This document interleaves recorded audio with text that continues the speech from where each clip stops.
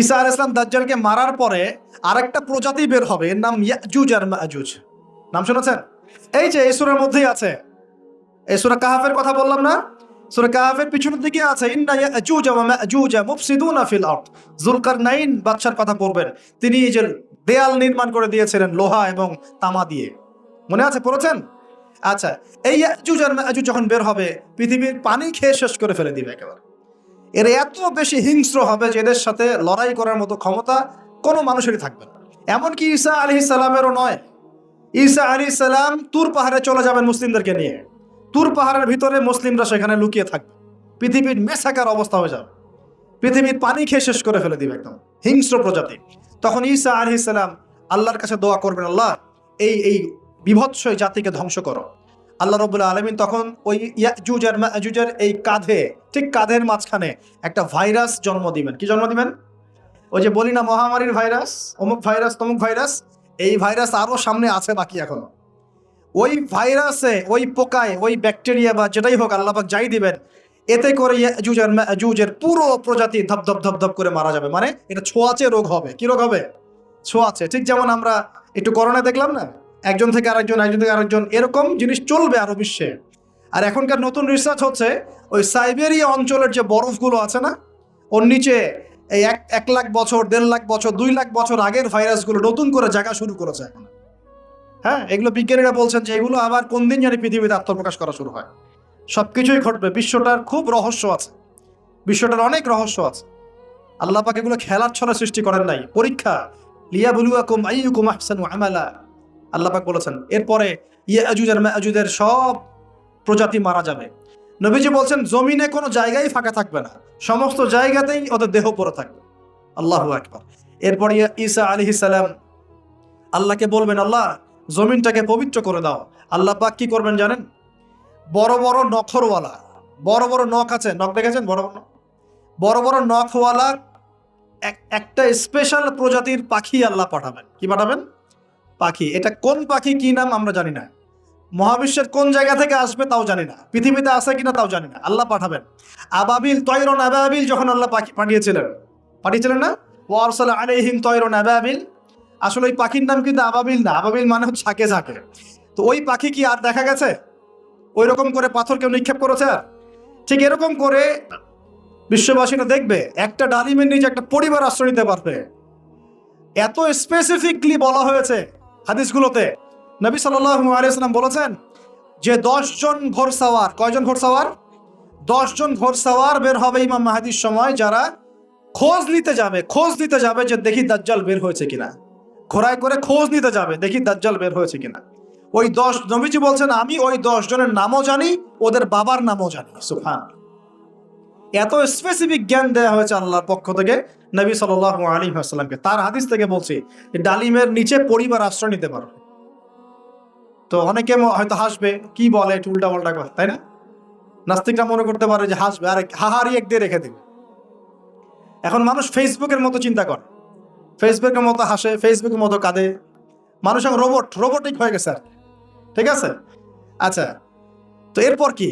এরপরে বরকতের এই সময়টা শেষ হয়ে যাবে কখন? যখন মানুষ আবার সেই জেনা, পাপ, শিরিক, কুফর এগুলোতে লিপ্ত হবে। আল্লাহ রাসূল বলছেন এমন একটা মানুষও বাকি থাকবে না, একটা মানুষও না যে খালি লা ইলাহা ইল্লাল্লাহ কালিমাটা পড়তে জানে, এমন একটা মানুষও বাকি থাকবে না। বলেন নাউযুবিল্লাহ।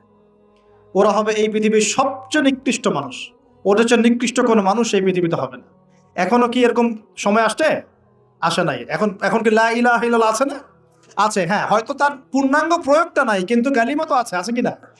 তখন নবীজি বলছেন এমন একটা যুগ আসবে যে লা ইলাহা ইল্লাল্লাহ বলার মতো একটা মানুষ খুঁজে পাওয়া যাবে না। আর মানুষ রাস্তাঘাটে কুকুরের মতো জেনা করবে। রাস্তাঘাটে কুকুর যেমন সঙ্গম করে না রাস্তাঘাটে, ওই রকম করে মানুষ রাস্তাঘাটে জেনা করবে। ওই সময়ে আল্লাহ রাব্বুল আলামিন পশ্চিম দিক থেকে সূর্য উঠাবেন। কোন দিক থেকে? সূর্য সত্যি সত্যি পশ্চিম দিকে উঠবে। পৃথিবী একদিকে ঘুরছে না এখন? কে জানে আল্লাহ পাক পৃথিবীর ঘূর্ণন থামিয়ে উল্টা দিকে ঘোরাতে পারেন না? অবশ্যই পারেন। আল্লাহ পাকের জন্য এটা খালি বলা, কুন ফায়াকুন, হও হয়ে যাও, ব্যাস। আমি কয়েকদিন আগে রিপোর্ট দেখেছি, পৃথিবীর নিচে কিন্তু আগুনের স্তর আছে। আচ্ছা, জানেন তো? পৃথিবীর নিচে আগ্নেয়গিরিগুলো আছে। পৃথিবীর ভিতরেও একটা ঘূর্ণন হয়, সেই ঘূর্ণনের দিক পরিবর্তন হচ্ছে দিন দিন, এমনটা রিপোর্ট এসেছে। দেখেন, আপনি ইন্টারনেট ঘাটাঘাটি করেন, দেখেন। আর অনেকে রিপোর্ট করছে যে পৃথিবী আগে যে গতিতে ঘুরতো, এখন পৃথিবীর ঘূর্ণন গতি একটু বেড়ে গেছে।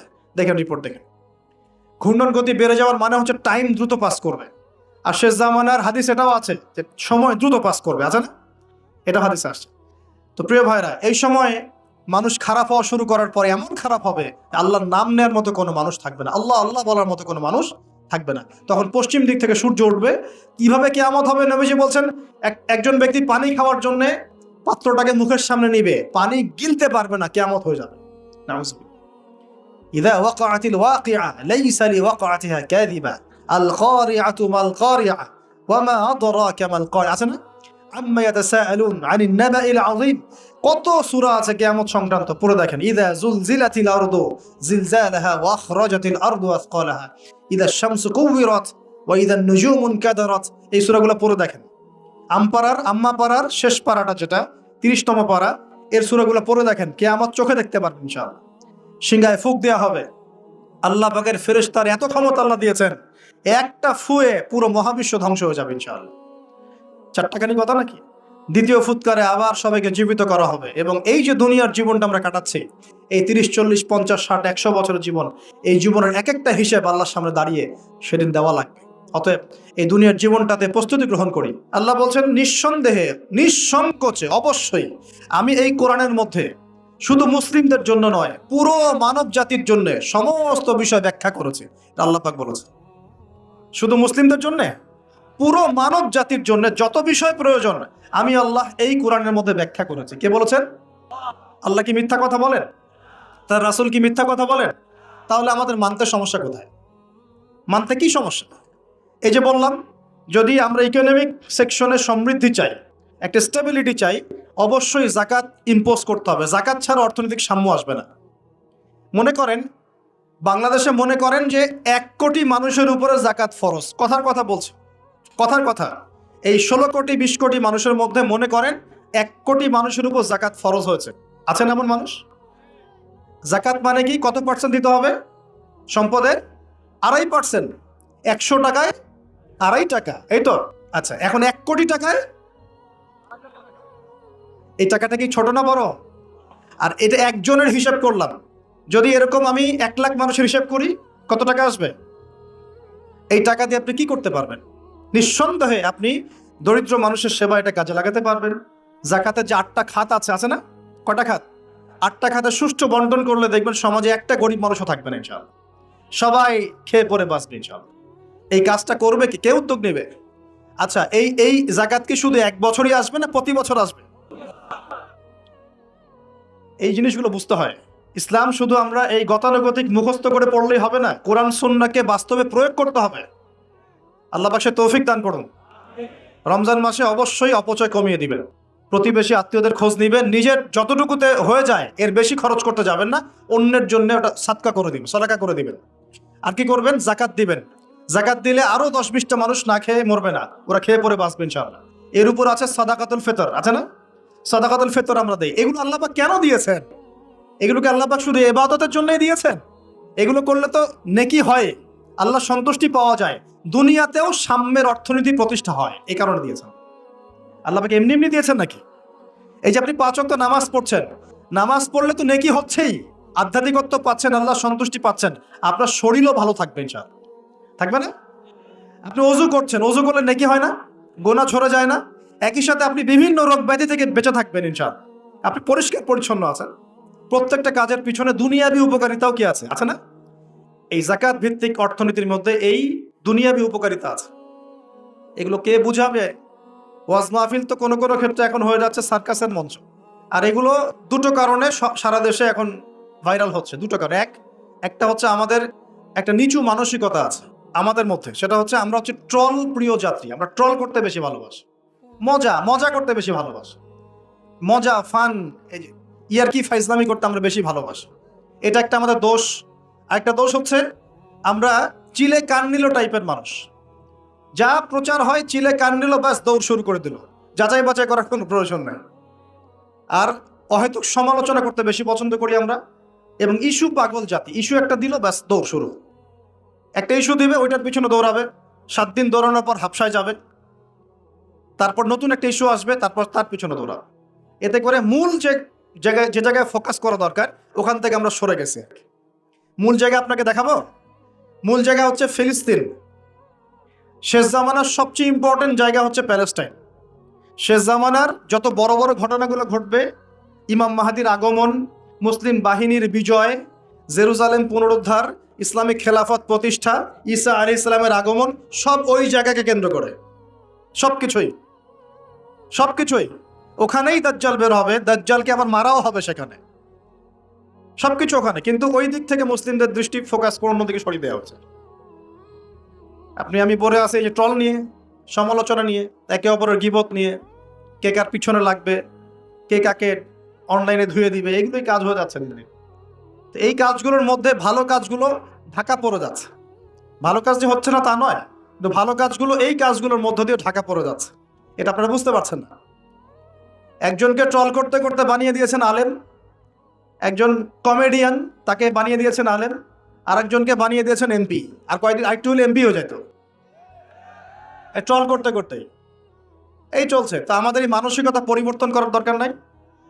কোরআন সুন্নাহ কি খালি এখানে থাকবে, আমরা তেলাওয়াত করব এই জন্যই, নাকি বাস্তবে প্রয়োগ করতে হবে? এই রমজান মাসে নিয়াত করেন। আসন্ন রমজান কেন কথা বলছি? কারণ রমজান কিন্তু বেশি দিন নাই, কয়দিন আছে, 1 মাস 1.5 মাসও বাকি নেই।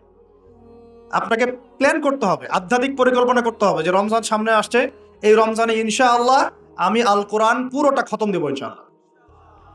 রমজান মাস আসার আগেই 5 ওয়াক্ত নামাজ আমি শক্ত করে ধরবো, যেন রমজানে আমি 5 ওয়াক্ত নামাজ জামাতে পড়তে পারি।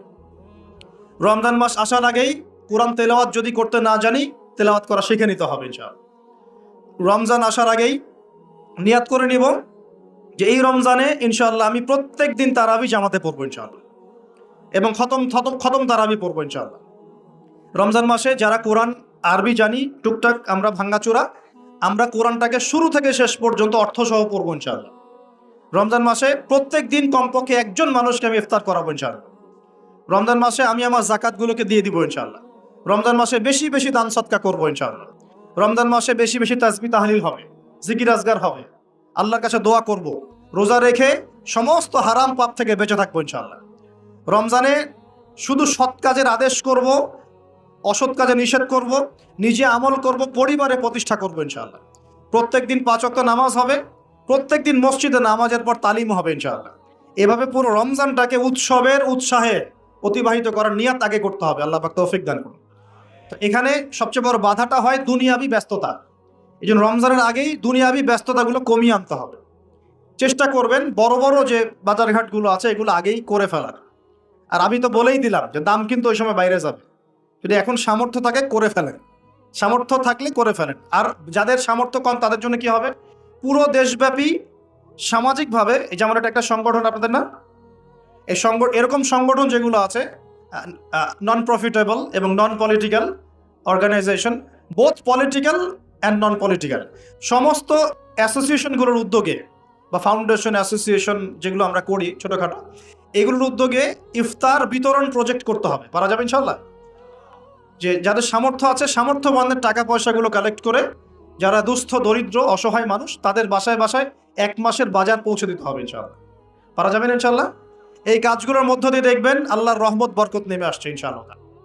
এই যে বললাম 5 কোটি মানুষ কিন্তু কম নয়, ওদেরকে খাওয়াতে হবে, তো খাওয়াতে হবে না? তাহলে এই আমাদের খাবারটাকে বন্টন করে ভাগ করে নিতে হবে। নিজের খাবারটা সবার সাথে কি করতে হবে, ভাগ করে নিতে হবে। এটা কি ইসলামের সৌন্দর্য না? এটা আল্লাহর হুকুম না? নবীর সুন্নত নয় কি? আল্লাহ নবীর বাসায় যদি কেউ আসতেন খাবারের জন্য, তার বাসায় যদি 2টা খেজুর থাকতো, সে 1টা খেজুর তিনি দিয়ে দিতেন, 2টা খেজুর দিয়ে দিতেন না? একদিন এক ভদ্রলোক, সাহাবী বলতে পারি আমরা তাকে, তিনি এসে খাবার চেয়েছেন। নবী সাল্লাল্লাহু আলাইহি ওয়াসাল্লাম তার সমস্ত স্ত্রীদের ঘর খুঁজে 1টা খেজুর পান নাই। চিন্তা করতে পেরেছেন? তারপর তিনি বলেছেন তোমাদের কার কাছে কি আছে নিয়ে আসো। এরপর নবী সাল্লাল্লাহু আলাইহি ওয়াসাল্লামের সাহাবীরা যার ঘরে যা ছিল অল্প অল্প করে নিয়ে আসা শুরু করলো।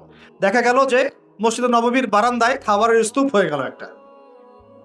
মাশাআল্লাহ। এই যে একের বিপদে সবাই এগিয়ে আসা, এটা ইসলামের সুন্নাত, এটাই নবীর সুন্নাত। এই জিনিসটা চর্চা করতে হবে। আল্লাহ পাক তৌফিক দান করুন। আর রোজা রেখে ভুলেও গীবত, তহমত, সমালোচনা এগুলো করতে যাবেন না। রোজা রেখে কথাই বেশি বলবেন না, খালি জিকির হবে, তেলাওয়াত হবে, আল্লাহর কাছে দোয়া হবে, ইস্তেগফার হবে, কথা কম। কথা বললেই বিপদ, কথা বললেই বিপদ। কথা 10টা কথা বলবেন, 2টা গীবত করতেই হয়, হয় না? আর গীবত করতে মজা লাগে, কেউ কেউ আজকে একটু উস্কাই দিলেই বাস গীবত করতে মজা লাগে। প্রিয় ভাইরা, রমজান মাসে রোজা রেখে এই কাজগুলো করতে যাবেন, কথাই কম বলবেন, কথা বললেই বিপদ। মানুষ যদি 2টা গালি দেয় চুপ করে থাকেন, ও তার আমল নামা নিয়ে আল্লাহর সামনে দাঁড়াবে, আর কিয়ামতের মাঠে বহু নেকি ফ্রি ফ্রি পাওয়া যাবে। এটা কি জানেন? কিয়ামত অনেক নেকি বিনামূল্যে ফ্রি ফ্রি আসবে আমল নামায়। কেন আসবে বলি হাদিসটা। নবী সাল্লাল্লাহু আলাইহি ওয়াসাল্লাম বলেছেন, তোমরা কি জানো সবচেয়ে বড় মিসকিনকে? দরিদ্র মানুষকে, মিসকিনকে। সাহাবীরা বলছেন, আমরা তো মনে করি যার সম্পদ কম সেই মিসকিন। নবীজি বলছেন, না, প্রকৃত মিসকিন সে ব্যক্তি নয়। প্রকৃত মিসকিন সে ব্যক্তি যে কিয়ামতের মাঠে উঠবে উহুদ পাহাড়ের সমান নেকি নিয়ে উঠবে। উহুদ পাহাড় দেখেছেন তো? বিশাল পাহাড়। উহুদ পাহাড়ের সমান নেকি নিয়ে উঠবে, নামাজের নেকি, জাকাতের নেকি, হজের নেকি, ওমরার নেকি, বিভিন্ন নেকি। কিন্তু দেখবে সামনে বহু মানুষ দাঁড়িয়ে আছে। কেন দাঁড়িয়ে আছে? কারো কাছ থেকে টাকা নিয়েছে, টাকা শোধ করে নাই, কাউকে গালি দিয়েছে, কাউকে অন্যায়ভাবে অপবাদ দিয়েছে, কাউকে আঘাত করেছে, কারো উপর জুলুম করেছে, ইত্যাদি বিভিন্ন রকম মানুষের সাথে জড়িত পাপ ছিল। ঠিক আছে? কারো গীবত করেছে, কাউকে তহমত দিয়েছে, ইত্যাদি। এখন আল্লাহ পাক বলবেন, এই ব্যক্তির নেকির যে পাহাড় আছে এখান থেকে নেকি নিয়ে ওদেরকে দিয়ে দাও। বলেন নাউজুবিল্লাহ। নেকি আস্তে আস্তে ট্রান্সফার হবে। এই যে আমরা যে ব্লুটুথ শেয়ার ইট, মনে আছে? ব্লুটুথ শেয়ার ইট পাস হয় যেভাবে, আল্লাহ পাকের প্রযুক্তি হবে আরো অনেক অনেক উন্নত। মুহূর্তের মধ্যেই নেকি ট্রান্সফার হয়ে যাচ্ছে। এরপর নেকি যেতে যেতে সব নেকি যদি শেষ হয়ে যায়, আল্লাহ না করুক, তখন আল্লাহ পাক ফেরেশতাদেরকে বলবেন, ওদের গোনাগুলো থেকে গোনাগুলো বেছে বেছে এর আমল নামে যুক্ত করো। বলেন নাউজুবিল্লাহ। এরপর এই ব্যক্তি এই বিশাল বিশাল নেকি অর্জন করার পরেও জাহান্নামে যেতে হবে। আল্লাহ পাক হেফাজত করুন আমাদেরকে, বলি আমিন। তো মানুষের সাথে জড়িত পাপটা খুব ডেঞ্জারাস। তো রোজা রাখার তাৎপর্য কি? যে আমরা যেন এই শিক্ষাটাকে সারা বছর ধরে রাখতে পারি। এই কারণেই রমজান মাসে রোজা রেখে জিকির হবে বেশি, তাসবিহ তাহলিল বেশি, কোরআন তেলাওয়াত বেশি, আমর বিল মারুফ নাহি আনিল মুনকার হবে, তার দার্স হবে, দিনের কথা হবে। যখনই বন্ধুরা মিলে বসবেন, চা খেতে বসবেন, কফি খেতে বসবেন, অলওয়েজ দিনই আলাপ করবেন, দুনিয়াবি আলাপ কম করবেন, দুনিয়াবি আলাপ বেশি করবেন না, প্রয়োজন যতটুকু এতটুকু দিনই আলাপ করবেন। কারণ মানুষ জান্নাতেও যদি চলে যায়, মানুষ জান্নাতে চলে গেলেও ওই সব সময়ের জন্য আক্ষেপ করবে, আফসোস করবে, দুনিয়াতে যেই সময় সে আল্লাহকে স্মরণ করে নাই, রাসূলের নামে দরুদ পড়ে নাই। তাহলে যদি কোনো জায়গায় বসে পড়েন, বসে পড়ে আলোচনা করতে থাকেন, ওঠার আগে কমপক্ষে বলবেন, সুবহানাকা আল্লাহুম্মা বিহামদিকা আশহাদু আল্লা ইলাহা ইল্লা আনতা আস্তাগফিরুকা ওয়া আতুবু ইলাইক। কারণ কেন বলবেন? আল্লাহ রাসূল বলেছেন যে কোনো মানুষ বা কোনো কওম যদি একটা জায়গায় বসে আলোচনা করে, আলোচনা থেকে শেষ করা বৈঠকটা ভঙ্গের আগেই যদি তারা এই দোয়াটা পড়ে ওঠে, ওই বৈঠকে যদি কোনো ফাহেসা কথা হয়ে থাকে, এর গোনার কাফফারা হয়ে যাবে ইনশাআল্লাহ, গোনা মাফ হয়ে যাবে ইনশাআল্লাহ। আর যদি ওই বৈঠকে ভালো কোনো কথা হয়, ওই কথাগুলো কিয়ামতের মাঠে তার জন্য দলিল হবে ইনশাআল্লাহ। তো এই দোয়াটা পড়ার চর্চা করবেন। তো যেটা বলছিলাম, দেখেন, আমরা যদি একে অপরের খাবারগুলো ভাগাভাগি করি, জাকাতগুলো প্রদান করতে পারি, এবং রমজানের রোজাগুলো ঠিকঠাক রাখতে পারি, আল্লাহর বিধানগুলো ঠিকঠাক মানতে পারি, সমাজে দারিদ্রতা থাকবে না ইনশাআল্লাহ। আরেকটা অপশন হচ্ছে, এটা দিয়ে যে সব দূর হয়ে যাবে তা নয়, কারণ ক্ষতি এত বেশি হয়ে গেছে, ক্ষতি হতে হতে হতে এত বেশি হয়ে গেছে যে 1 বছর 2 বছর 3 বছরে মনে হয় না সব ক্ষতি পুষিয়ে নেওয়া যাবে। যারা অর্থনীতি বোঝেন তারা বুঝবে। নামতে নামতে নামতে এমন একটা জায়গায় চলে আসছি যে হুট করে যে একদম সব ঠিক হয়ে যাবে, এটা চিন্তা করলে ভুল হবে। আরেকটা উপায় কি? উপায় হচ্ছে এই যে খাদ্যগুলোর উপর চাপ বাড়বে মার্কেটে, অতিরিক্ত খাদ্য আমদানি করা। কি করা? আমদানি করা। দুটো অপশন থাকে, এক আমদানি করা, আরেকটা হচ্ছে কৃষিভিত্তিকভাবে উৎপাদন করা। দুটো। তো আমরা রিপোর্টগুলো দেখছি যে কৃষিভিত্তিক প্রবৃদ্ধির হার কমে যাচ্ছে। কি হয়েছে? কমেছে। কৃষিভিত্তিক প্রবৃদ্ধির হারটা কমেছে, আর আমদানিটা মোটামুটি কিছুটা বিপর্যস্ত হয়েছে। কারণ ডলার সংকট। কিসের সংকট? ডলার। জানেন তো নাকি? আচ্ছা, রিপোর্ট তো পড়েন, পেপার পত্রিকা তো পড়েন নাকি? সংকট হলে কি হয়? সংকট হলে এলসি কমে যায়। মানে মনে করেন আপনি একজন ব্যবসায়ী, পণ্য আমদানি করেছেন, আর পণ্যগুলো যে আপনি খালাস করবেন, বন্দর থেকে নামাবেন, তা আপনাকে তো একটা চার্জ দিতে হবে না? এখন আপনার কাছে চার্জ দেওয়ার মতো ডলার নাই, কি করবেন? তাহলে পণ্য ওই বন্দরে পড়ে থাকবে। অনেক পণ্য বন্দরে পড়ে আছে। নামাইতে পারতেছে না। এখন মনে করেন এই ব্যক্তি কি নিজের পকেট থেকে টাকা দিয়ে এগুলো নামাবে? না। কি করবে তাহলে? ওই পণ্যের উপর সে দাম বাড়িয়ে দিবে, যাতে করে এই টাকাটা জনগণের কাছ থেকে তুলে সে শোধ করতে পারে। এগুলো ইকোনমিক্স, বেসিক ইকোনমিক্স। এগুলো পড়তে আপনার আহামরি অর্থনীতিবিদ হতে হয় না। কথা কি বুঝতে পারছেন? তো এই কারণে রমজান মাসে দামগুলো চাপ পড়ে, এমনিতেই চাপ পড়ে। আস্তে আস্তে সিচুয়েশনগুলো এভাবে খারাপ হয়েছে। অতএব ইসলামিক সলিউশনে যদি এখন না আসতে পারেন, যদি আরো 10 বছর অপেক্ষা করেন, বহু দেরি হয়ে যাবে। এই জন্য আমি মন থেকে উদাত্ত একটা আহ্বান জানাই, যারা শিক্ষিত মহল, বিজ্ঞ মহল আছেন, আমার কথা বুঝবেন ইনশাল্লাহ, যে ইসলামিক অর্থনীতি ছাড়া অর্থনৈতিক সমৃদ্ধির কোনো অপশন নাই আমাদের সামনে। ইসলামিক অর্থনীতি মানে দান সৎকা ভিত্তিক, অপচয় কমানো, দুর্নীতি বন্ধ করা, সুদ ঘুষ এগুলো বন্ধ করা, এবং অন্যের কষ্টে নিজে পাশে থাকা, পাশে দাঁড়ানো। সবচেয়ে বড় কথা হচ্ছে এখানে ব্যবসা, জাকাত, সাদাকা এগুলোকে গুরুত্ব দেওয়া হয়, সুদটাকে হারাম করা হয়। এগুলোর উপর যদি সুদ থাকে, চড়া সুদ, তখন তো আরো অবস্থা খারাপ। যেমন ধরেন, মনে করেন আমাদের সংকট হয়েছে, এখন আমরা বহির্বিশ্বের কোনো দেশের কাছে গেলাম, গিয়ে বললাম যে আমাদেরকে লোন দেন। ওরা কি এমনি এমনি লোন দিবে? এমনি দিবে? যাও, তোমাকে 10 কোটি টাকা এমনি এমনি দিয়ে দিলাম, 1000 বিলিয়ন ডলার এমনি দিবে? কখনো এমনি দিবে না। বরং সে একটা সুদ ফিক্স করবে, হয় 10%, না হলে 12%, না হলে 20%। ও সুদ ফিক্স করবে। যখন সুদটা ফিক্স করে দিবে, তখন এই সুদটা শোধ করতে হবে না? ওই সুদটা শোধ করতে হবে, কিন্তু আপনার শ্রম দিয়ে ওই সুদটাকে শোধ করতে হবে। শ্রম কি শুধু এমপি মন্ত্রীরা করবে, নাকি শ্রম আপনিও করেন? আপনাদের শ্রম থেকে এটাকে তুলে নিয়ে শোধ করতে হবে না? এটাই হচ্ছে সুদভিত্তিক অর্থনীতির সবচেয়ে মারাত্মক দিক। এতে করে ওরা ধনী হবে দিন দিন, আর গরিবরা আরো গরিব হবে দিন দিন। আল্লাহ পাক এমনি বলেন নাই, ইয়ামহাকুল্লাহুর রিবা ওয়া ইউরবিস সাদাকা। আল্লাহ পাক সুদের মধ্য দিয়ে একদম সম্পদ সংকুচিত করে ফেলেন। সম্পদ সুদের মধ্য দিয়ে সংকুচিত করে ফেলেন, আর সাদাকার মধ্য দিয়ে সম্পদ প্রসারিত হয়। এই আয়াতগুলো খালি পড়লে হবে না, বুঝতে হবে, তা বাস্তবে প্রয়োগ করতে হবে। আচ্ছা, আরো ব্যাপার আছে। এখন সুদ দেওয়ার সময় কি হবে জানেন? যদি দেখা যায় আপনার, মনে করেন $1 সমান 80 টাকা, মনে করেন, যদি দেখেন এই সুদগুলো পরিশোধ করতে পারছেন না, দেখবেন যে ডলারের এগেনস্টে আপনার টাকার মান কমে যাবে। তখন হয়ে গেল $1 সমান 100 টাকা। কয় টাকা বাড়লো? 20 টাকা। 20% বেড়ে যাওয়া মানে হচ্ছে আপনার বেতন যদি হয় 100 টাকা, এখন বেতন হয়ে গেছে 80 টাকা। বুঝতে পারছেন না মনে হয়? আপনার বেতন যদি হয় 100 টাকা, এখন বেতন হয়েছে 80 টাকা। 100 টাকা শ্রম দিয়েছেন, 80 টাকার প্রফিট পাবেন, 20 টাকা গায়েব। ওটা কোথায় গেল? ওই যে সুদ দিয়েছে ওর পকেটে চলে গেছে। আপনার অর্থও চলে গেল, আপনার শ্রমও চলে গেল। এর উপর আরো অনেক বিষয় আছে। আজকে ইকোনমিক্স নিয়ে বুঝালে আপনার মাথা খারাপ হয়ে যাবে, বলবেন যে ভাই কি শুরু করলেন এগুলো। এগুলো শুধু অর্থনীতির কথা নয়, এগুলো ইসলামের কথা। কিসের কথা? আল্লাহ রাব্বুল আলামিন এই কিতাবের মধ্যে প্রতিটা বিষয়ের সমাধান দিয়েছেন। প্রত্যেকটা বিষয় আল্লাহ পাক এই সংকটগুলোর সমাধান দিয়েছেন। তোমরা অপচয় বন্ধ করো। কি বন্ধ করো? অপচয় বন্ধ করো। নিশ্চয়ই অপচয়কারীরা শয়তানের ভাই। নিশ্চয়ই কি অপচয়কারীরা? আমরা একটু ওয়াদা করতে পারি যে আমরা ইনশাআল্লাহ এই রমজান থেকে অপচয় বন্ধ করে ফেলবো। কোনো প্রকার অপচয় করবো না ইনশাআল্লাহ। না সময় অপচয় করব, না গ্যাস, না পানি, না তেল, না টাকা, না কিছুই অপচয় করবো না। পারা যাবে ইনশাআল্লাহ? বরং যেটা আমি বাঁচাতে পারবো সেটা আমি আমার পরিবারের জন্য তো সেভ করবোই, পাশাপাশি আমার প্রতিবেশী, আমার আত্মীয় এবং দুস্থ মানুষের কল্যাণে ব্যয় করবেন। পারা যাবেন ইনশাআল্লাহ? এই জিনিসটা একাকী করব, যদি আমার কোনো অ্যাসোসিয়েশন থাকে সে তার আন্ডারে করবো, আরও যদি বড় কোনো দায়িত্ব থাকে তার আন্ডারে করবো ইনশাআল্লাহ। পারা যাবে ইনশাআল্লাহ? 1 নাম্বার শিক্ষা। 2 নাম্বার, আপনাদের সবার জাকাতগুলো অবশ্যই দেওয়ার ব্যবস্থা করবেন। পারবেন ইনশাআল্লাহ? জাকাতের খাত 8টা। ওলামায়ে কেরামের কাছে জিজ্ঞাসা করে নেবেন কোন কোন খাতে জাকাত দেওয়া যায়, আপনাকে বলে দিবেন ইনশাআল্লাহ। সূরা তাওবার 60 নম্বর আয়াত। সূরা তাওবার 60 নম্বর আয়াতে জাকাতের খাতগুলো বর্ণনা করা আছে। এখানে একটা কথা বলি, অমুসলিমদেরকেও জাকাত দেওয়া যায়। জাকাতের যে খাতগুলো আছে না, 8টা খাত, এর মধ্যে একটা খাত আছে অমুসলিমকেও জাকাতের টাকা দেওয়া যায়। কেন দিব না আমরা? যদি একজন অমুসলিম ভাই খুব দরিদ্র হয়, তার পাশে দাঁড়ানোর দরকার নাই? সে কি মানুষ না?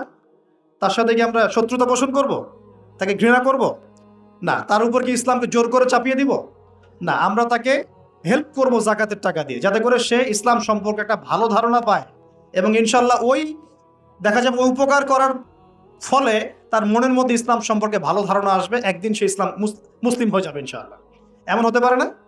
তা আমরা কিন্তু ইসলাম পরিপূর্ণ আসলে ইম্পোজ করতে পারি না। অমুসলিমদের সাথে আমাদের শত্রুতা থাকবে কেন? তাদের সাথে আমরা মৈত্রীর সম্পর্ক রাখবো। একটা কান্ট্রির মধ্যে কি মুসলিম অমুসলিম মারামারি করবে? বিদ্বেষে জড়াবে? সে তার ধর্ম তার মতো করে পালন করবে, আমরা আমাদের ধর্ম আমাদের মতো করে পালন করব। বরং কোরআন বলছে জাকাতের যে সম্পদ, যে খাত আছে, এই খাতের মধ্যে ওয়াল মুআল্লাফাতু কুলুবুহুম একটা খাত আছে। তাদের অন্তরকে আল্লাহর দিকে আকৃষ্ট করার জন্য অমুসলিমদেরকেও জাকাত দেওয়া যায়। তো আমরা সবাই জাকাতগুলো দিব তো ইনশাআল্লাহ। এরপরে আছে সাদাকাতুল ফিতর, এটাও দেওয়ার চেষ্টা করবেন। এটা তো আপনারা জানেন সাদাকাতুল ফিতর দিতে হয়। এরপরে রমজানে বেশি বেশি দান সদকা করবেন। এগুলো কিন্তু অপচয় হচ্ছে না, এগুলো পরকালে সঞ্চয় হচ্ছে ইনশাআল্লাহ। এই দান সদকা পরকালে সঞ্চয় হচ্ছে না। আল্লাহ রাসূল বলেছেন যে একটা খেজুর দান করে, একটা খেজুর হালাল উপার্জন থেকে একটা খেজুরও যদি দান করে, এই দানটাকে আল্লাহ পাক বড় করতে থাকেন, আদর মহব্বত করে বড় করতে করতে করতে পাহাড়ের সমান বাড়িয়ে দেন। বলেন সুবহানাল্লাহ। আর একটা হাদিসে নবীজি বলেছেন, তোমরা এক টুকরো খেজুর দান করার বিনিময়ে হলেও জাহান্নামের আগুন থেকে বাঁচার চেষ্টা করো। প্রিয় ভাইয়েরা, রমজান মাসে আমলগুলো করার চেষ্টা করেন, ইনশাআল্লাহ তাআলা সমাজের সংকটগুলো কেটে উঠবে ইনশাআল্লাহ। যদি এগুলো বাংলার মানুষ আমল করতে ব্যর্থ হয়, দেখেন রমজান মাসে কি হয়। আমরা আল্লাহ না করুক, তবে ভয় করছি রমজান মাসে একটা অর্থনৈতিক সংকট হয়ে যেতে পারে। আল্লাহ পাক আমাদেরকে বোঝার তৌফিক দান। প্রিয় ভাইয়েরা, আরো যে বিষয়গুলো বলছিলাম, রমজান মাস আসার আগেই এই কিতাব, আল্লাহ পাকের কিতাব, অবশ্যই তেলাওয়াত করা শিখে নেন। সবাই তেলাওয়াত করতে পারি তো ইনশাআল্লাহ? আমি একটা সিস্টেম শিখিয়ে দিচ্ছি। প্রত্যেক দিন এক পারা করে পড়বেন, প্রত্যেক দিন এক পারা। তাহলে 30 দিনে আপনি 30 পারা পড়ে শেষ করে ফেলবেন। এতে করে চাপও পড়বেন আপনার উপর বেশি, আপনার বিরক্তিবোধ আসবে না, অন্য কাজগুলো করতে পারবেন। 1 ঘন্টা 1.5 ঘন্টার মধ্যে এক পারা পড়ে শেষ করে ফেলবেন। পারা যাবে ইনশাআল্লাহ? ইনশাআল্লাহ তাআলা। আল্লাহ পাক সবাইকে কোরআন পড়ার তৌফিক দান করুন এবং অর্থ সহ বুঝে পড়ার তৌফিক দান করুন। আর কোরআন তেলাওয়াত কিন্তু শিখতে হবে ভালো করে। কোরআন তেলাওয়াতটা ভালো করে না শিখলে যা হয়, সারা জীবন ভুল তেলাওয়াত করে যাবেন, অর্থ বিকৃত হয়ে যাবে, অর্থ কিন্তু পাল্টে যাবে। রমজান আসতে যে সময়টা বাকি আছে, এই সময়ের মধ্যেই কোরআন তেলাওয়াত করা শিখে নেন। আল্লাহ পাক তৌফিক এনায়েত করুন, আমিন। আর যদি রমজান মাসে অনলাইনে কোর্স করতে পারেন, ইনশাআল্লাহ নিয়াত করেছি পুরো রমজান মাস অনলাইনে কোরআন শেখানো হবে ইনশাআল্লাহ তাআলা। 1 ঘন্টা করে যারা ক্লাস করতে পারবেন তারা ক্লাস করবেন। এরপর রমজানের একটা কথা বলে সামনে যাব, সেটা হলো তারাবির নামাজ তো আমরা পড়ি। এর পাশাপাশি শেষ রাত্রে গিয়ে কমপক্ষে 2 রাকাত নামাজ পড়ার চেষ্টা করবেন। কখন?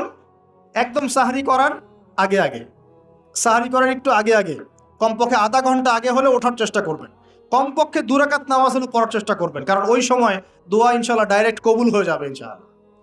আর রোজাদারের দোয়া খুব বেশি কবুল হয়, রোজাদারের দোয়া কিন্তু খুব বেশি কবুল হয়। 3 ব্যক্তির দোয়া ফেরত দেওয়া হয় না, রোজাদারের দোয়া ফেরত দেওয়া হয় না। আর সন্তানের জন্য পিতার দোয়া ফেরত দেওয়া হয় না। আর যে মুসাফির, আমরা মুসাফিরের দোয়া আল্লাহ ফেরত দেন না। আলহামদুলিল্লাহ, আমরা দোয়া করি আল্লাহ পাক আমাকে সহ আপনাদের সবাইকে রমজান মাসে সুস্থতার সাথে সমস্ত রোজা রাখার তৌফিক দান করুন এবং রমজান মাসে কোরআনকে সময় দেওয়ার তৌফিক দান করুন, কোরআন পড়া, বোঝা, গবেষণা করার তৌফিক দান করুন, অন্যকে কোরআন শেখানোর তৌফিক দান করুন। আল্লাহ পাক রমজান মাসে আমাদের সবার অর্থনৈতিক সচ্ছলতা দান করুন এবং রিজিকের মধ্যে বরকত আল্লাহ দান করুন। আল্লাহ পাক আমাদের কৃষির মধ্যে বরকত দান করুন। আল্লাহ পাক আমাদের ব্যবসার মধ্যে বরকত দান করুন। আল্লাহ পাক আমাদের দান সৎকার মধ্যে বরকত দান করুন এবং আল্লাহ রাব্বুল আলামিন আমাদের সবাইকে রমজান মাসে তারাবি, তাহাজ্জুদ, জিকির, আজগার, তাসবিহ, তাহলিল, ভালো কাজের আদেশ, অন্যায় নিষেধ, এই কাজগুলোতে ব্যস্ত থাকার তৌফিক দান করুন। আমরা দোয়া করি আল্লাহ রাব্বুল আলামিন আমাদের সবাইকে যেন পারিবারিকভাবে, সামাজিকভাবে এবং রাষ্ট্রীয়ভাবে ইসলাম পালন করার তৌফিক দান করে নেন। এখন একটা বিষয়ের দিকে ইঙ্গিত করছি। আজকে জুমার দিন ছিল। জুমার দিনে সূরা কাহাফ কারা কারা পড়েছেন? হাত উঁচু করেন দেখি। মাশাআল্লাহ, অনেকেই পড়েছেন। নবী সাল্লাল্লাহু আলাইহি ওয়াসাল্লাম এই একটা সূরাকে বলেছেন, এই একটা সূরাকেই তিনি বলেছেন যেই সূরাটা আপনাকে মাসিহুদ দাজ্জালের ফিতনা থেকে বাঁচাবে। একটা সময় আসবে যখন জুলুম সর্বত্র ছড়িয়ে যাবে, তখন আল্লাহ রাব্বুল আলামিন তার মনোনীত কিছু বান্দাকে বের করবেন এবং তাদের মধ্যে একজনকে নেতা বানাবেন। তার নাম হচ্ছে ইমামুল মাহদি। কি নাম? ইমামুল মাহদি। তার নাম কিন্তু ইমাম মাহদি নয়, তার নাম মুহাম্মদ। তার নাম কি? মুহাম্মদ। তিনি মুহাম্মদ সাল্লাল্লাহু আলাইহি ওয়াসাল্লামেরই বংশধরদের মধ্যে হবেন, ঠিক আছে? এবং তার নাম হবে মুহাম্মদ, বাবার নাম হবে আব্দুল্লাহ, মায়ের নাম হবে আমিনা, একদম নবী সাল্লাল্লাহু আলাইহি ওয়াসাল্লামের মতোই। তার হাত ধরে মুসলিমরা ইনশাআল্লাহ এই জুলুমের বিরুদ্ধে লড়বে এবং ইনশাআল্লাহ ওই যে জায়গায় সারা বিশ্বে যে জুলুম দেখছেন, এগুলো আস্তে আস্তে উঠে যাবে এবং তারা বিশ্বের উপর রাজত্ব কায়েম করবে ইনশাআল্লাহ। এরপরে বের হবে মাসিহুদ দাজ্জাল। কে বের হবে? দাজ্জাল। এ আবার কে? যাকে নবী সাল্লাল্লাহু আলাইহি ওয়াসাল্লাম বলেছেন যে পৃথিবীতে তার মতো বড় কোনো ফিতনা আসে নাই। সে পৃথিবীতে এসে খোদা দাবি করবে, বলবে আমি আল্লাহ। কি বলবে? আমি আল্লাহ। সে এক হাতে জান্নাত এক হাতে জাহান্নাম নিয়ে ঘুরবে। মানে সত্যিকারের জান্নাত জাহান্নাম নয় এটা। এটা হচ্ছে যে তাকে মেনে নিবে সে তার কোনো ক্ষতি করবে না, তাকে সুখ শান্তিতে রাখবে, এই জান্নাত। আর যে তাকে মানবে না তাকে সে ধ্বংস করে দিবে, এটা জাহান্নাম, আযাব।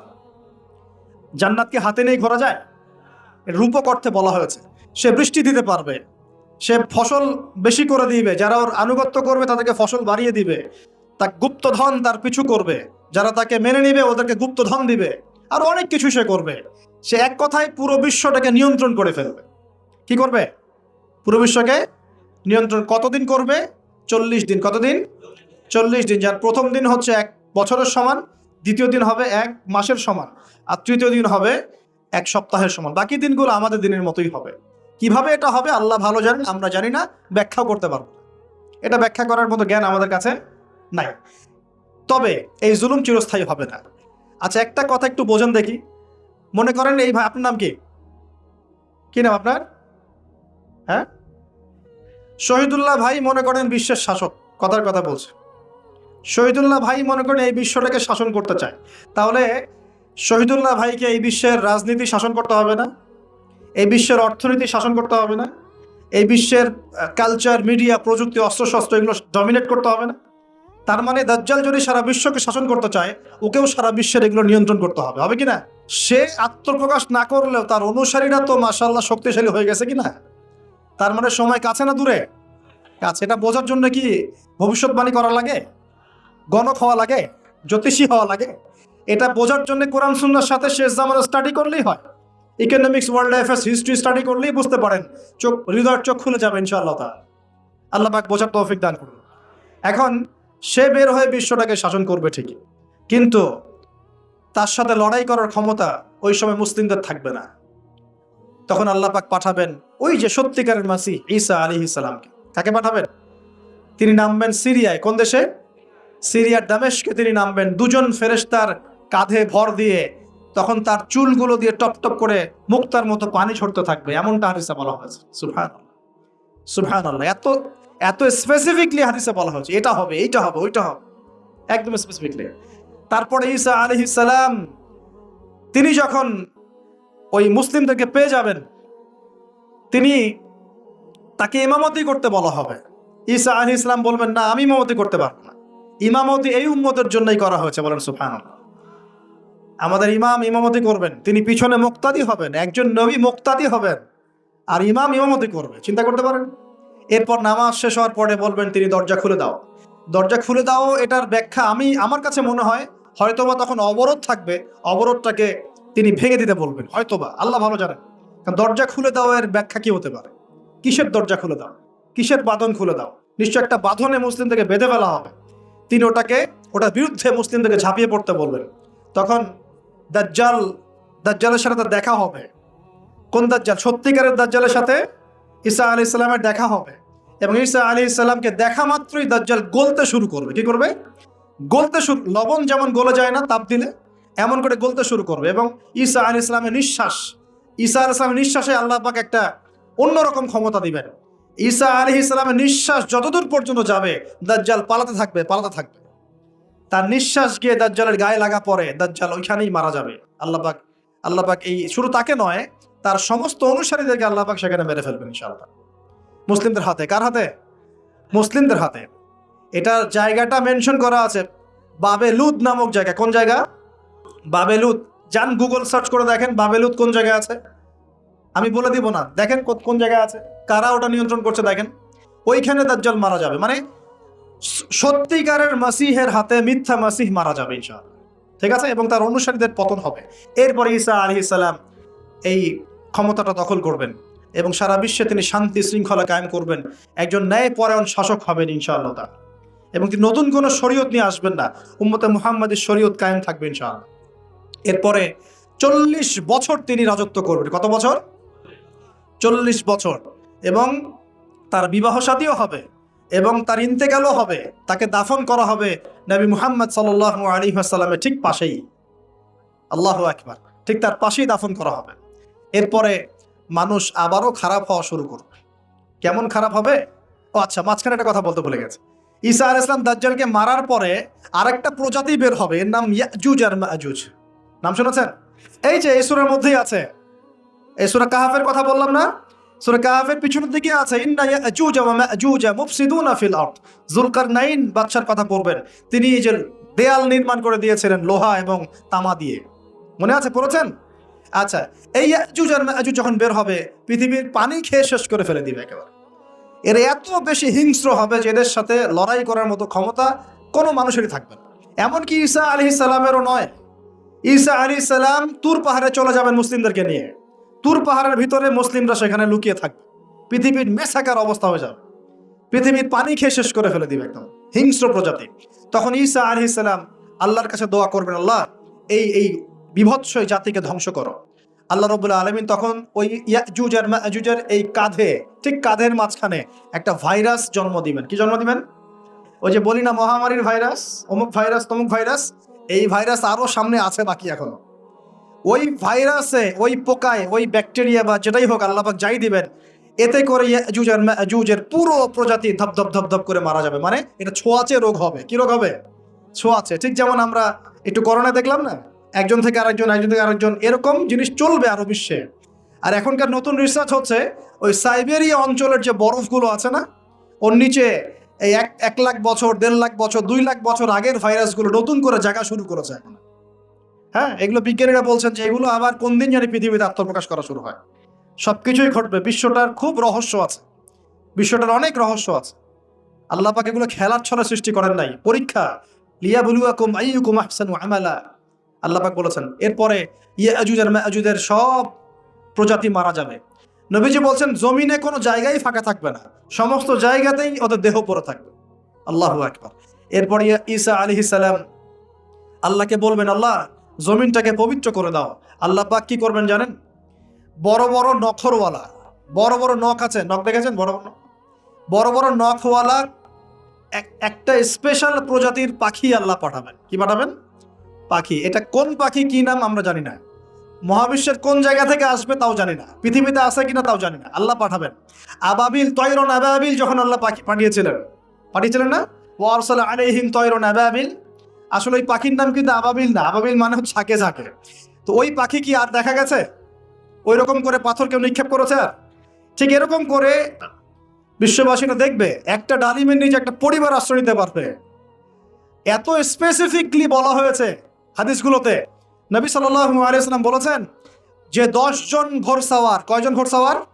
10 জন ঘোড়সাওয়ার বের হবে ইমাম মাহদির সময়, যারা খোঁজ নিতে যাবে যে দেখি দাজ্জাল বের হয়েছে কিনা।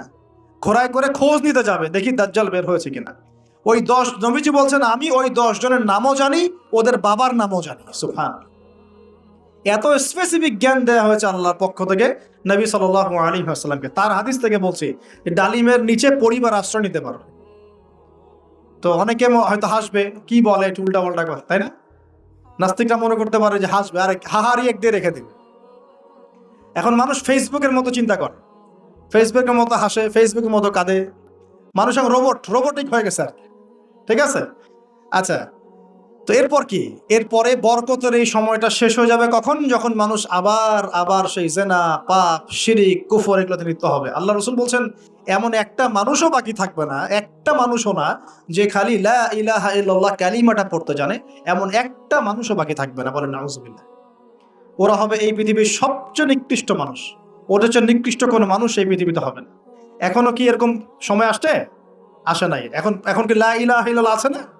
আছে, হ্যাঁ, হয়তো তার পূর্ণাঙ্গ প্রয়োগটা নাই, কিন্তু কালিমা তো আছে কিনা? তখন নবীজি বলছেন এমন একটা যুগ আসবে যে লা ইলাহা ইল্লাল্লাহ বলার মতো একটা মানুষ খুঁজে পাওয়া যাবে না। আর মানুষ রাস্তাঘাটে কুকুরের মতো জেনা করবে। রাস্তাঘাটে কুকুর যেমন সঙ্গম করে না রাস্তাঘাটে, ওই রকম করে মানুষ রাস্তাঘাটে জেনা করবে। ওই সময়ে আল্লাহ রাব্বুল আলামিন পশ্চিম দিক থেকে সূর্য উঠাবেন। কোন দিক থেকে? সূর্য সত্যি সত্যি পশ্চিম দিকে উঠবে। পৃথিবী একদিকে ঘুরছে না এখন? কে জানে আল্লাহ পাক পৃথিবীর ঘূর্ণন থামিয়ে উল্টা দিকে ঘোরাতে পারেন না? অবশ্যই পারেন। আল্লাহ পাকের জন্য এটা খালি বলা, কুন ফায়াকুন, হয়ে যাও, ব্যাস। আমি কয়েকদিন আগে রিপোর্ট দেখেছি, পৃথিবীর নিচে কিন্তু আগুনের স্তর আছে, আচ্ছা জানেন তো? পৃথিবীর নিচে আগ্নেয়গিরিগুলো আছে। পৃথিবীর ভিতরেও একটা ঘূর্ণন হয়, সেই ঘূর্ণনের দিক পরিবর্তন হচ্ছে দিন দিন, এমনটা রিপোর্ট এসেছে। দেখেন, আপনি ইন্টারনেট ঘাটাঘাটি করেন, দেখেন। আর অনেকে রিপোর্ট করছে যে পৃথিবী আগে যে গতিতে ঘুরতো, এখন পৃথিবীর ঘূর্ণন গতি একটু বেড়ে গেছে। দেখেন রিপোর্ট দেখেন। ঘূর্ণন গতি বেড়ে যাওয়ার মানে হচ্ছে টাইম দ্রুত পাস করবে। আর শেষ জামানার হাদিস এটাও আছে যে সময় দ্রুত পাস করবে, আছে না? এটা হাদিসে আসছে। তো প্রিয় ভাইরা, এই সময়ে মানুষ খারাপ হওয়া শুরু করার পরে এমন খারাপ হবে, আল্লাহর নাম নেওয়ার মতো কোনো মানুষ থাকবে না, আল্লাহ আল্লাহ বলার মতো কোনো মানুষ থাকবে না। তখন পশ্চিম দিক থেকে সূর্য উঠবে। কিভাবে কিয়ামত হবে? নবীজি বলছেন, একজন ব্যক্তি পানি খাওয়ার জন্য পাত্রটাকে মুখের সামনে নিবে, পানি গিলতে পারবে না, কিয়ামত হয়ে যাবে। নাউযুবিল্লাহ। ইযা ওয়াকাআতিল ওয়াকিআ লাইসা লিওয়াকাআতিহা কাযিবা আল কারিআতু মাল কারিআ ওয়া মা আদরাকা মাল কারিআ, আছে না? আম্মা ইয়াতাসাআলুন আনিন নাবাইল আযীম। কত সূরা আছে কিয়ামত সংক্রান্ত, পড়ে দেখেন। ইযা যুলজিলাতিল আরদু জিলজালাহা ওয়া আখরাজাতিল আরদু আসকালাহা ইযা শামসু কুওয়িরাত ওয়া ইযা নুজুমু কাদারাত। এই সূরাগুলো পড়ে দেখেন। আম্মা পারার শেষ পারাটা, যেটা 30তম পারা, এর সূরাগুলো পড়ে দেখেন। কিয়ামত চোখে দেখতে পারবেন ইনশাআল্লাহ। সিংহায় ফুঁক দেওয়া হবে। আল্লাহ পাকের ফেরেশতার এত ক্ষমতা আল্লাহ দিয়েছেন, একটা ফুয়ে পুরো মহাবিশ্ব ধ্বংস হয়ে যাবে ইনশাআল্লাহ। চারটাখানি কথা নাকি? দ্বিতীয় ফুৎকারে আবার সবাইকে জীবিত করা হবে। এবং এই যে দুনিয়ার জীবনটা আমরা কাটাচ্ছি, এই 30, 40, 50, 60, 100 বছরের জীবন, এই জীবনের এক একটা হিসেব আল্লাহর সামনে দাঁড়িয়ে সেদিন দেওয়া লাগবে। অতএব এই দুনিয়ার জীবনটাতে প্রস্তুতি গ্রহণ করি, 5 ওয়াক্ত নামাজ পড়ি, যাকাত দেই, কালিমা বোঝার চেষ্টা করি, আল্লাহ তাওহীদ শিখি, জানি, বুঝি, নবীর সুন্নত অনুযায়ী আমল করি, হালাল খাই, পরিবার করি, মানুষকে সৎ কাজের দাওয়াত দেই, অসৎ কাজে নিষেধ করি, ইসলামকে আল্লাহর জমিনে প্রতিষ্ঠা করার চেষ্টা করি। আল্লাহ পাক যা দিয়েছেন, জানমাল, সময়, শ্রম, আল্লাহ পাক যা দিয়েছেন, ক্ষমতা, প্রতিপত্তি, সম্পদ, এগুলোকে আল্লাহর দ্বীনের জন্য ব্যয় করি। ইনশাআল্লাহ দুনিয়া সফল হব, পরকালে সফল হব ইনশাআল্লাহ আযজা ওয়া জাল। আল্লাহ পাক আমাদের সবাইকে সমকালীন ফিতনাগুলো সম্পর্কে সচেতন থাকার তৌফিক দান করুন।